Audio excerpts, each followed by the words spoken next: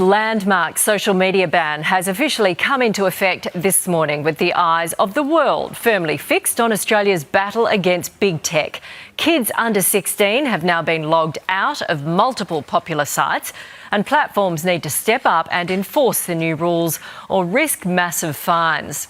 But the big question is, will this bold move work or could it backfire? Joining us now is Stephen Shearer, former CEO of Facebook Australia. Good morning to you. Today, historic, isn't it? The world is watching us. How much is really at stake here?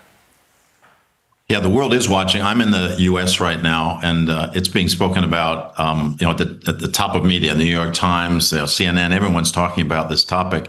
So the eyes of the world are on Australia, because Australia is the first country in the world to say we are going to limit the access to social media to anybody under 16 years old. I think a lot of countries are considering this move, but Australia is really the first one to go there. So there's tremendous interest in how this is going to play out. Okay, the big tech companies have to take reasonable steps, I think the wording is, to get kids off if they're under 16. We've had Sarah from Victoria saying, my 14-year-old son can still get in this morning. How much effort do you think the big tech companies will make?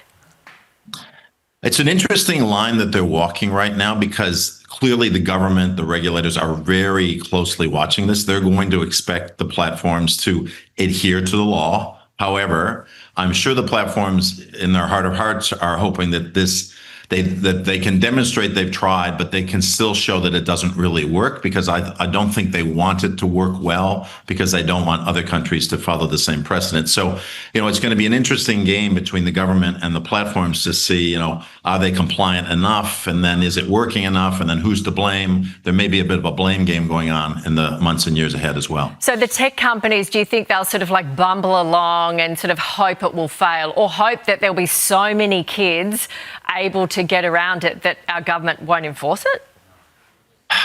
Look, I wouldn't characterize it exactly that way. I'm sure they wouldn't characterize it that way.